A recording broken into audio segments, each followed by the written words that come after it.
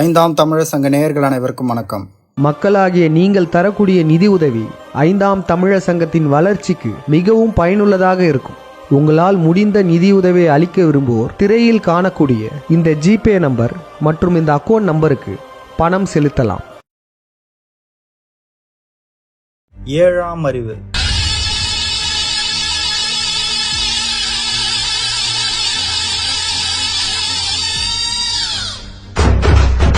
இந்த திரைப்படம் முழுக்க முழுக்க தமிழர்களோட வரலாற்றை பத்தி பெருமையா பேசின படம். இருந்தாலும் இந்த உலகை ஆளும் யூத பிராமணர்கள் அவர்களோட வருங்கால சதி திட்டத்தை இந்த திரைப்படத்துல தெள்ள தெளிவா சொல்லியிருப்பாங்க. இந்த ஏழாம் அறிவு திரைப்படம் அக்டோபர் 25 2011 ரிலீஸ் ஆச்சு. கரெக்டா சத்தியயுகம் பிறக்கிறதுக்கு முன்னாடி ரிலீஸ் ஆன படம் தான் இந்த ஏழாம் அறிவு. இந்த படம் ரிலீஸ் ஆன அப்போ நிறைய பேருக்கு சத்தியயுகம்னா என்னன்னே தெரியாது. ஆனா இந்த யூத பிராமணர்களுக்கு அது நல்லாவே தெரியும். ஏன்னா நம்மளோட ஓலைச்சுவடிலாம் அவங்க கிட்டதான் இருக்கு. அது மட்டும் இல்ல, இந்த சத்தியயுகத்துல தமிழர்களாகிய நம்ம மீண்டு எழ போறோம். இத பத்திலாம் இந்த திரைப்படத்துல தெள்ள தெளிவா சொல்லியிருப்பாங்க. இந்த திரைப்படத்துல இலுமினாட்டிய பத்தி டைரக்டாவே சொல்லியிருப்பாங்க. சரி, இத பத்தி போக போக விரிவாக பார்ப்போம். படத்தோட ஆரம்பத்துல போதி தர்மனோட வரலாற்றை பத்தி காட்டுவாங்க. இது பல்லவ சாம்ராஜ்யத்தின் பாடசாலை. நாம் விருச்சிகம், ஏகபாதம், கலைகள் பலவற்றுடன் மருத்துவமும் சிறப்பு பாடமாக இருந்தது. போதி தர்மனோட வரலாறை பார்க்கும்போது நம் தமிழ் கடவுளர் முருகனோட வரலாற்றை பார்க்குற மாதிரியே இருக்கும். ஏழாம் அறிவு. ஏழுன்றது சப்தகன்னிகள். சப்தகன்னிகளை உருவாக்குனது முருகன் தான். அதே மாதிரி 7 இசையை உருவாக்குனதும் முருகன் தான். நம் கடவுளர் முருகன் ஒரு மிகப்பெரிய விஞ்ஞானி. அவர் நிறைய விஷயங்களை கண்டுபிடிச்சிருக்காரு. அவர் கண்டுபிடிச்சத நாங்க ஐந்தாம் தமிழர் சங்கம் ஒரு பாடலாவே வெளியிட்டிருக்கோம். இது வரைக்கும் அந்த விழியத்தை பார்க்காதவங்க பாருங்க. இந்த திரைப்படத்துல முருகரோட வரலாற்றை அதிகமா காட்டியிருப்பாங்க. ஒரு காட்சியில நம் முருகன் உருவாக்குன முக்கோண நட்சத்திரத்தை கூட காட்டுவாங்க. அது மட்டும் இல்ல, இந்த திரைப்படத்தை இயக்கியவர் பேரும் ஏஆர் முருகதாஸ். இந்த பெயரும் முருகரோட பெயரை குறித்ததுதான். இந்த பிண்டாரிகள் எல்லாமே கரெக்டா சூஸ் பண்ணி தான் பண்ணுவாங்க. சரி, இந்த திரைப்படத்துல ரொம்ப முக்கியமான 2 விஷயத்த காட்டுவாங்க. ஒன்னு மருத்துவம், இன்னொன்னு தற்காப்பு கலை. இது ரெண்டுத்தையும் கண்டுபிடிச்சது நம் கடவுளர் முருகன் தான். இது எல்லாருக்குமே தெரியும். சரி, இப்போ திரைப்படத்துக்கு போலாம். படத்தோட ஆரம்பத்துல போதி தர்மனோட வரலாற்றை காட்டுவாங்க. அந்த காலத்துல தமிழ் மக்கள் எப்படி இருந்தாங்க, எப்படி எல்லாம் வாழ்ந்தாங்க, அத பத்திலாம் காட்டுவாங்க. இந்த காட்சியில இந்த புத்தகத்தை காட்டுவாங்க. இந்த புத்தகத்துல குண்டல்னி, சக்கரங்கள் மற்றும் யானையோட சிம்பலும் இருக்கும். யானைன்றது ஆசீவக சின்னம். சரி, இத பத்தி போக போக விரிவாக பார்ப்போம். அதுக்கப்புறம் போதி தர்மன் அவரோட குடும்பத்தை விட்டுட்டு நீண்ட நாள் பயணம் செய்து சைனாக்கு போவாரு. அதுக்கப்புறம் அங்க ஒரு கொடிய நோய் உருவாகும். இந்த நோய் எதை குறிக்குதுன்னா கொரோனா வைரஸ் தான். கொரோனா வைரஸ் முதல்ல எங்க இருந்து பரவ ஆரம்பிச்சதுன்னா சைனால இருந்து தான். இந்த நோயை உருவாக்குனது பிண்டாரிகள் தான். அதை தான் இந்த படத்துல முன்கூட்டியே காட்டுறாங்க. இந்த பிண்டாரிகள் எதெல்லாம் வருங்காலத்துல பண்ண போறாங்களோ அத படங்கள் மூலியமா காட்டுவாங்க. இந்த படத்துல மட்டும் இல்ல, ஒரு சில பாடல்கள்ல கூட இந்த மாதிரி காட்டியிருக்காங்க. சுக்ரன். இந்த திரைப்படம் நடிகர் விஜய் நடிச்சது. இந்த திரைப்படம் 2005 ரிலீஸ் ஆச்சு. இந்த சாங்க பாருங்களேன்.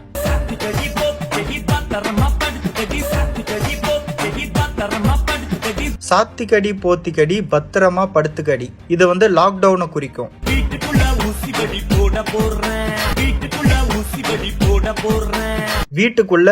வெடி போட போறேன். இது வேக்சினை குறிக்கும். சரி, இந்த லைனை பாருங்க.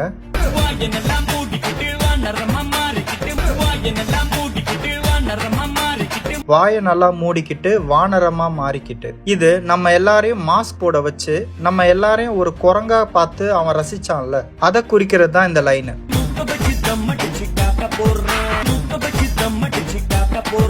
மூக்க வச்சு தம் அடிச்சு காட்ட போறேன். இது எதை குறிக்குதுன்னா, கொரோனா டைம்ல மருத்துவமனையில நிறைய மக்கள் மூச்சு விட கஷ்டப்பட்டாங்க.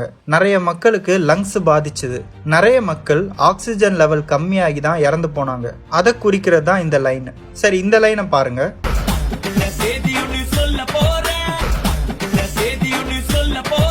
பாட்டுக்குள்ள செய்தி ஒன்னு சொல்ல போறேன். இந்த பாடல்ல நமக்கு மறைமுகமா இந்த செய்தியை சொல்றாங்கல்ல, அதை தான் சொல்ல வராங்க. கடைசியா இந்த லைனை பாருங்க.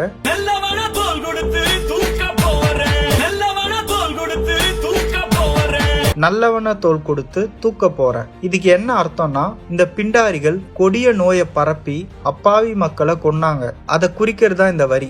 செத்ததுக்கு அப்புறம் தோல்ல வச்சுதானே தூக்கிட்டு போவாங்க.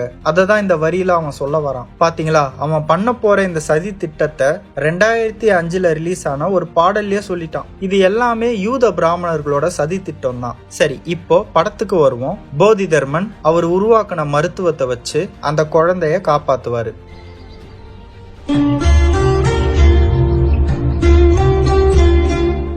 இதுக்கப்புறம் அந்த சீன மக்கள் இவரை கடவுளா ஏத்துப்பாங்க. இதுக்கப்புறம் இன்னொரு பிரச்சனை வரும். அது என்னன்னா, வேற்று இனத்து மக்கள் இவர்களை துன்புறுத்துவாங்க. இந்த வேற்று இனத்து மக்கள் யாருன்னு உங்களுக்கு தெரியுதா? இவங்க தான் அந்த யூத பிராமணர்கள். கையில கோடாரி, ஒற்றை கண் சிம்பிள், இது எல்லாமே இருக்கும். இப்போ இந்த சீனை பாருங்க.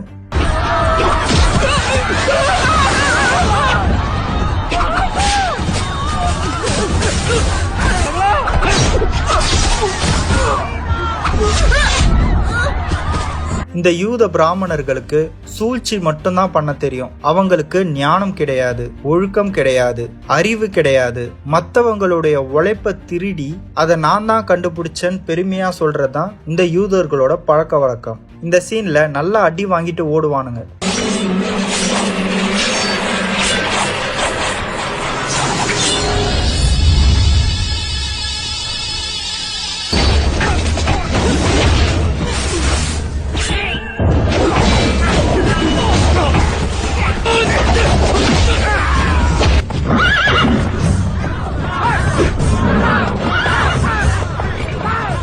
இந்த ஹிப்னாட்டிசம், தற்காப்பு கலை, இது எல்லாமே நம் தமிழர்கள் கிட்ட இருந்து போனதுதான். அதை தான் இந்த காட்சியில சொல்ல வராங்க.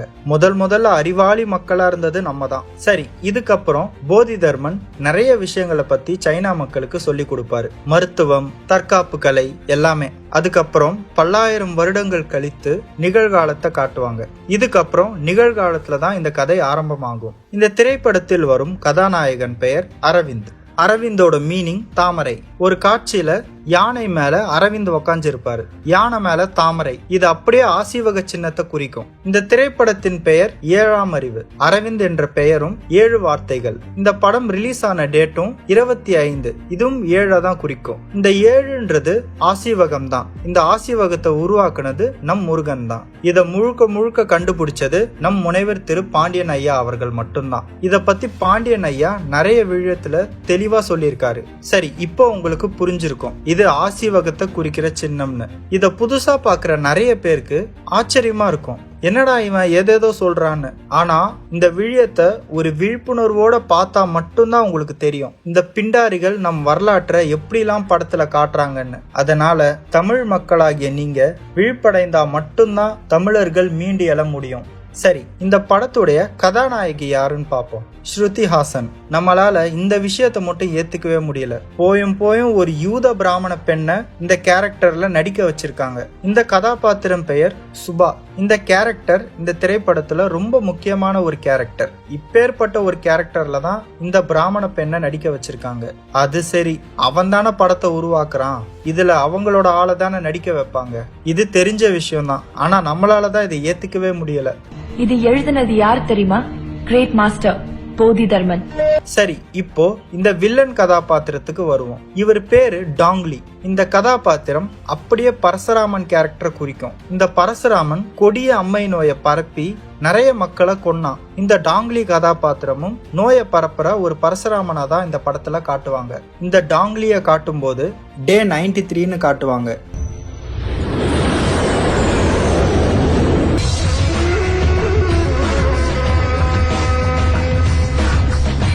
பரசுராமனுடைய நம்பர் 3. 93ன்றது கூட்டுனா 12 வரும். 12ன்றது 3. பரசுராமனுடைய நம்பர் 3. இந்த நம்பர்ஸை வச்சு இந்த பிண்டாரிகள் ரொம்ப அதிகமா விளையாடுவாங்க. கடவுளர்களுக்கு ஒரு நம்பர் வச்சிருப்பாங்க, அவர்களோட முன்னோர்களுக்கும் ஒரு நம்பர் வச்சிருப்பாங்க. இந்த நம்பர்ஸை திரைப்படத்துல அதிகமா காட்டி எடுப்பாங்க. அது மட்டும் இல்ல, பரசுராமனை குறிக்கிற வெள்ளை நிற ஆடைய போட்டுட்டு வருவாரு. இந்த யூதர்கள் இந்த மாதிரி பெரிய பில்டிங்ல தான் மீட்டிங் வைப்பாங்க. ஏன்னா இப்ப உலகமே அவங்களோட கண்ட்ரோல்ல தான் இருக்கு. அவங்க எந்த விஷயம் பண்ணாலும் அதுக்கு பேரு ஆபரேஷன் இல்ல அசைன்மெண்ட்னு வைப்பாங்க. இதே மாதிரி ஒரு மீட்டிங் எனிமி திரைப்படத்திலையும் வரும். This is a $100 billion business. சரி, இந்த சுபா கேரக்டரை பத்தி பார்ப்போம். இந்த கேரக்டர் தான் தமிழர்களுடைய வரலாற்றை பத்தி தெளிவா சொல்லுவாங்க. நம் கடவுளர்கள் தான் உண்மையான சயின்டிஸ்ட். அந்த மாதிரிலாம் நம் கடவுளர்களை பத்தி பெருமையா பேசுவாங்க. இவங்க எல்லாருமே நம்ம சாமியா பார்க்காம ஒரு சயின்டிஸ்டா பார்க்கணும். நம் கடவுளர்கள்லாம் இவ்வளவு கண்டுபிடிச்சிருக்காங்க. நம் கடவுளர்கள் மிகப்பெரிய விஞ்ஞானின்றது நம் முனைவர் திரு பாண்டியன் ஐயா அவர்கள் தான் முதல்ல கண்டுபிடிச்சாரு. பாண்டியன் ஐயா மூலியமா தான் நம்ம நிறைய விஷயங்களை தெரிஞ்சுக்கிட்டோம். நம் கடவுளர்களுடைய உண்மையான வரலாற்றை பத்தி சொன்னது பாண்டியன் ஐயா தான். இந்த சுபா கேரக்டர் பாண்டியன் ஐயாவையும் 5ஆம் தமிழர் சங்கத்தையும் குறிக்கிற மாதிரி இந்த கதாபாத்திரம் அமைந்திருக்கும். இந்த திரைப்படத்தில் வரும் கதாநாயகன் அரவிந்த். இந்த கேரக்டர் விழிப்புணர்வு இல்லாத தமிழர்களை குறிக்கும். சுபா கேரக்டர் தமிழர்களோட வரலாற்றை பத்தி சொல்லும் போது இந்த அரவிந்த் கேரக்டர் ஆச்சரியமா பாப்பாரு. அதே மாதிரி தான் நம்மளும் இப்ப பாண்டியன் ஐயா வரலாற்றை பத்தி சொல்லும் போது நம்மளாம் ஆச்சரியமா பாக்குறோம்ல, அந்த மாதிரி தான் இதுவும். இப்போதான் நிறைய பேர் விழிப்புணர்வு அடைஞ்சிட்டு வராங்க. பாண்டியன் ஐயா சொல்றத உண்மைன்னு ஏத்துக்கிறாங்க. அதை குறிக்கிற மாதிரி தான் இந்த சீன் இருக்கும். அதை பத்தின குறிப்புகள் எல்லாம் அடுத்த படையெடுப்புல அழிச்சிட்டாங்க. இந்த காட்சியில அடுத்தடுத்த படையெடுப்புல அழிச்சிட்டாங்கன்னு சொல்லுவாங்க. அடுத்தடுத்த படையெடுப்புன்றது இந்த இலுமினாட்டிகள் தான். நம்மளோட மருத்துவ குறிப்பெல்லாம் அழிச்சிட்டாங்க, நம்மளுடைய விஞ்ஞான கண்டுபிடிப்பெல்லாம் அழிச்சிட்டாங்க. இததான் இங்க சொல்ல வராங்க. நீ மனசு வச்சாதான் முடியும் அப்படின்னு சொல்லுவாங்க. இது எல்லாமே நீ மனசு வச்சாதான் முடியும். அதாவது தமிழர்களாகிய நம்ம விழிப்புணர்வு அடைந்தா மட்டும்தான் நம்ம தமிழர்கள் ஆட்சி செய்ய முடியும். அதனால தமிழ் மக்களாகிய நீங்க விழிப்புணர்வு அடைய வேண்டும். ஆரம்பத்திலேயே சொல்லியிருந்தோம், பரசுராமன் தான் கொடிய அம்மை நோயை பரப்பினான். அதே மாதிரி இந்த படத்தோட வில்லனும் நோயை பரப்புற மாதிரி காட்டுவாங்க.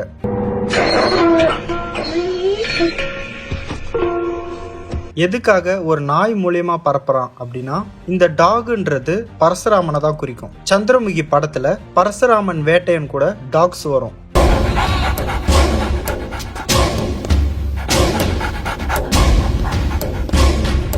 இந்த கதாபாத்திரம் பரசுராமனை குறிக்கிறதுக்கு தான் ஒரு டாக் மூலியமா வைரஸ் பரவணுன்றதுக்காக இன்ஜெக்ஷன் போடுவாரு. சரி, இந்த சீனை பாருங்களேன். 800 வருஷத்துக்கு முன்னால வந்த இங்கிலீஷ் உங்களுக்கு பெருசுனா 20,000 வருஷத்துக்கு முன்னால வந்த தமிழ் எங்களுக்கு பெருசுதான். 20,000 வருஷத்துக்கு முன்னால வந்த தமிழ் எங்களுக்கு பெருசுதான். 20,000 வருடத்துக்கு முன்னாடி வாழ்ந்த எங்க தமிழ் பெருசுதான் அப்படின்னு சொல்லுவாங்க. நம் கடவுளர் சிவன் வாழ்ந்தது 20,000 வருடங்களுக்கு முன்னாடி. இததான் இவங்க கரெக்டா சொல்றாங்க. பாத்தீங்களா, இந்த பிண்டாரிகளுக்கு நம்மளோட வரலாறை பத்தி நல்லாவே தெரிஞ்சிருக்கு. சரி, அதுக்கப்புறம் இந்த சீனை பாருங்களேன். உங்க அசைன்மென்ட் நேத்தே படிச்சிட்டோம். Really fantastic stuff. நிச்சயமா சக்சஸ் ஆகும். இங்க 5 பேர் ஒன்னு சேருவாங்க. இதுதான் 5ஆம் தமிழர் சங்கம். என்னடா எங்களை பத்தி நாங்களே பெருமையா சொல்லிக்கிறோம்னு நீங்க நினைக்க வேண்டாம். பிண்டாரிகளை பொறுத்த வரைக்கும் வருங்காலத்துல இப்படி ஒரு சங்கம் வரப்போகுதுன்னு அவங்களுக்கு தெரியும். இப்படிதான் உலகம் மாறப்போகுது, தமிழர்கள் தான் ஆட்சி செய்ய போறாங்கன்றது அவங்களுக்கு நல்லாவே தெரியும். ஏன்னா நம்மளோட ஓலைச்சுவடிகள் அவங்க கிட்டதான் இருக்கு. இவங்க 5 பேர் தான் கடைசி வரைக்கும் மறைந்திருந்து மக்களுக்காக போராடுவாங்க. இப்ப நாங்களும் மக்களுக்காக போராடிட்டு தான் இருக்கோம். அதை குறிக்கிறது தான் இந்த காட்சி. இந்த கதாபாத்திரம் எதை குறிக்குதுன்னா, இந்த யூத பிராமணர்களுக்கு மறைமுகமா உதவி செய்யறது இந்த இந்திய பிராமணர்கள் தான். இவங்க வெளியே பாக்குறதுக்கு நார்மலா இருப்பாங்க. ஆனா இவங்க யூத பிராமணர்களுக்காக வேலை செய்யற இந்திய பிராமணர்கள். அதை குறிக்க தான் இந்த சீன். அப்புறம் இதை பாருங்களேன். 6th செஞ்சுரியில ஹாங்ஸிங்கிற வைரஸ் தாக்கி சைனாவில பல லட்சம் பேர் செத்துருக்காங்க. சைனால தான் முதலா வைரஸ் பரவுச்சுன்ற மாதிரி சொல்றாங்க. இந்த கொரோனா வைரஸும் முதலா சைனால இருந்து தான் பரவ ஆரம்பிச்சது. முதல்ல இந்த கொரோனா வைரஸ் எங்கேருந்து வந்துச்சுன்னு பார்ப்போம். சைனாவில் இருக்கிற வுஹான் சிட்டின்னு இருக்குது. அந்த சிட்டியில் பார்த்தீங்கன்னா அங்கேருந்து தான் முதல்ல இந்த கொரோனா வைரஸ் வந்து கடந்த வருஷம் 2019 டிசம்பர்லேருந்து பரவ ஆரம்பிச்சிருக்கு அப்படின்னு சொல்கிறாங்க. இந்த கொரோனா வைரஸ்ன்ற பேரு நம்ம கடவுளர் ராவணனை குறித்து வைக்கப்பட்ட பெயர் தான். அதை பற்றி நம்ம பாண்டியன் ஐயா சொல்லியிருக்காரு. அதை இப்போ பார்ப்போம். ஆக யூதனது ஆதிக்கத்திற்கு அச்சுறுத்தலாக இருப்பது ராவண இந்திரர்களின் மீன யுகம் என்பதால் அவர்களின் மீதுள்ள வெறுப்பால் இந்த வைரஸை ராவண இந்திரர்களின் பெயராலேயே உருவாக்க எண்ணினான் யூதன். ராவணனை குறித்த நட்சத்திரம் குரவன் ஓரையாளி என்ற கொரோனா போரியாலிஸ் என்ற நட்சத்திரம்தான். இங்கு ஓரை என்பது சிவனை குறித்து, ஓரையாளி என்பது சிவதாசனாகிய ராவணனை குறிக்கும். அதனால்தான் யூதன் உருவாக்கிய வைரசுக்கு கொரோனா என்று ராவணனை குறிக்கும்படி பெயரிட்டார். வரப்போகும் மீன யுகத்தை முன்னறிவித்து இந்த நட்சத்திரம் பிரம்ம முகூர்த்த வேளையில் எழுந்த நாளாகிய 2019 நவம்பர் 18 இந்த வைரஸை சீனாவில் பரப்பினார். 7ஆம் அறிவு திரைப்படம் வந்த சமயத்துல இந்த வைரஸ், இந்த மாஸ்க், இத பத்திலாம் நம்ம நிறைய பேருக்கு தெரியாது. இந்த படம் வெளியான வருடம் 2011. இதுல தெல்ல தெளிவா எல்லாமே காட்டியிருக்காங்க. யூத பிராமணர்கள் அவங்க வருங்காலத்துல பண்ண போற சதி திட்டத்தை இந்த திரைப்படத்துல அப்படியே காட்டியிருக்காங்க. இது ஒரு பக்கா பிளான். இந்த பிளானை ஒரு 14-15 வருடம் முன்னாடி தான் போட்டிருப்பாங்கன்னு நினைக்காதீங்க. இந்த மாதிரி சதி திட்டம்லாம் 100 வருடங்களுக்கு முன்னாடியே பிளான் பண்ணி வச்சிருப்பாங்க. அவங்களுக்கு நல்லாவே தெரியும் யுகம் மாறப்போது, தமிழர்கள் மீண்டெழ போறாங்கன்னு. அப்படி நடக்க கூடாதுன்றதுக்காக தான் இந்த மாதிரி திட்டத்தெல்லாம் செயல்படுத்துறாங்க அந்த பிண்டாரிகள். இந்த நியூஸை பாருங்களேன். வணக்கம். பரவி வரும் மர்ம காய்ச்சலுக்கு தமிழகத்தில் இதுவரை 118 பேர் பலியாகியுள்ளனர். திண்டிவனம், நாகர்கோவில் பகுதிகளில் போதிய மருத்துவ வசதிகள் இல்லாததால் பொதுமக்கள் சாலை மறியலில் ஈடுபட்டுள்ளனர். அப்படியே கொரோனா டைம்ல பார்த்த நியூஸ் மாதிரியே இருக்குல்ல. பாருங்களேன், பொதுமக்கள் எல்லாரும் மாஸ்க் போட்டிருக்காங்க. அது மட்டும் இல்ல, இதுல லாக்டவுனும் காட்டுவாங்க. ஸ்கூல் க்ளோஸ்டு, காலேஜ் க்ளோஸ்டு, எல்லாமே க்ளோஸ்டு. மார்க்கெட்லாம் காலியா இருக்கும். இது எல்லாமே ஊரடங்கு தான். இந்த ஊரடங்குன்றது நம்மள பல பேருக்கு அப்ப தெரியாது. கொரோனா வைரஸ் வந்ததுக்கு அப்புறம் தான் நிறைய பேருக்கு தெரிஞ்சிருக்கும். இந்த திரைப்படத்துல 2011லயே அவங்க பிளான பக்காவா சொல்லிட்டாங்க. சரி, என்னதான் அவங்க பிளான் பண்ணி பண்ணாலும் கடவுளர்களோட திட்டம்னு ஒண்ணு இருக்குல்ல. சரி, இத பாருங்க.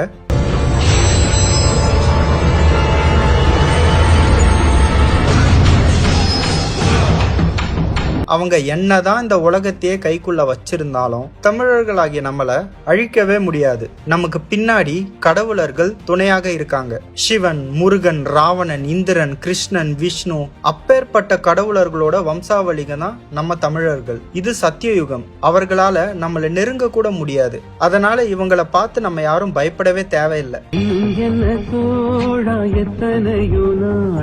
இதுக்கப்புறம் 5ஆம் தமிழர் சங்கத்தை குறிக்கிற மாதிரி இந்த காட்சி அமைந்திருக்கும். இந்த திரைப்படத்துல இவர்கள் எப்படி பிண்டாரிகளை மறைமுகமா எதிர்க்கிறாங்களோ அதை தான் இப்ப நாங்களும் பண்ணிட்டு இருக்கோம். மக்களுக்கு விழிப்புணர்வு ஏற்படுத்துற மாதிரி நிறைய விழியங்கள் வெளியிடுறோம். அது மட்டும் இல்லாம நம் தமிழ் கடவுளர்களுக்கு விழாவும் கொண்டாடுறோம். இது எல்லாமே தமிழர்கள் விழிப்படைறதுக்காக தான். நமக்கு டைம் ரொம்ப கம்மியா இருக்கு.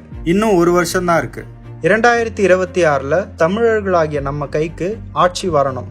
இந்த திரைப்படத்துல காட்டுற டிஎன்ஏ ரிசர்ச்ன்றது நம்ம முனைவர் திரு பாண்டியன் ஐயா நம்ம தமிழர்களோட வரலாறை மீட்டெடுத்து நமக்கு கொடுத்திருக்காரு. இதுதான் உண்மையான டிஎன்ஏ ரிசர்ச்.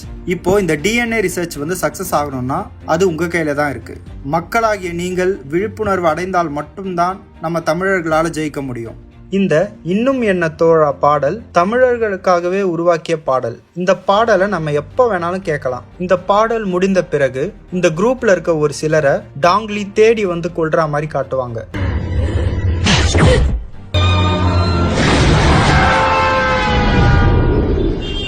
இது நம்மள பயம்புறுத்துறதுக்காக தான். அவனால பயம் மட்டும்தான் ஏற்படுத்த முடியும். மத்தபடி அவனால நம்ம கிட்ட நெருங்க கூட முடியாது. ஆனா நமக்கு தெரியாம மறைமுகமா நமக்கு பிரச்சனைகளை ஏற்படுத்துவான். வீட்டுல பிரச்சனை, பண கஷ்டம், நமக்கு சின்ன சின்ன பொறி வைக்கிறது, இந்த மாதிரி மறைமுகமா அவன் நம்மளுக்கு தொல்லை கொடுத்துட்டு தான் இருக்கான். ஏன்னா அவனால நம்ம கிட்ட நேரடியா நெருங்க முடியாது. சரி, இத பாருங்க.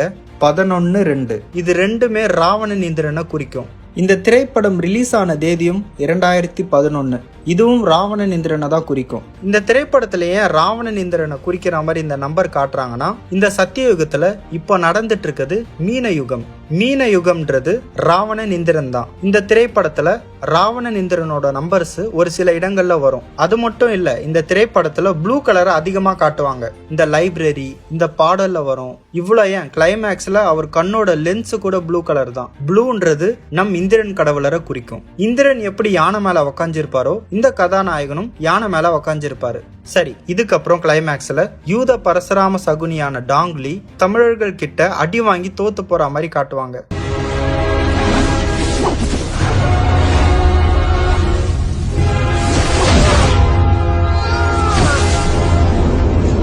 இதுக்கப்புறம் இந்த சீன் தான் படத்திலே ரொம்ப முக்கியமான சீன். இத பாருங்க. நம்மளோட வீரமும் பெருமையும் நமக்கு தெரியக்கூடாதுன்னு நம்மள ஆண்ட ஒவ்வொருத்தரும் அதை திட்டம் போட்டு மறைச்சிட்டாங்க. நம்மள ஆண்ட ஒவ்வொருத்தனும் இது இலுமினாட்டியா தான் சொல்றாங்க. இலுமினாட்டி தானே இந்த உலகத்தை ஆண்டுட்டு இருக்காங்க.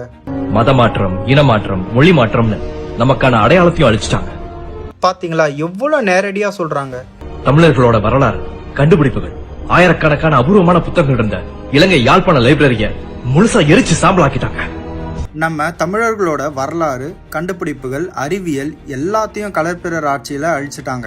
அதுக்கு அடுத்து வந்த விஜயநகர பேரரசு ஆட்சியில நம்ம தமிழர்களோட நிலத்தெல்லாம் கைப்பற்றிட்டாங்க. இததான் அவர் சொல்ல வராரு. இந்த யூத பிராமணர்கள் பல சதிகளை செஞ்சு இப்ப வரைக்கும் நம்மள ஆண்டுட்டு இருக்கானுங்க.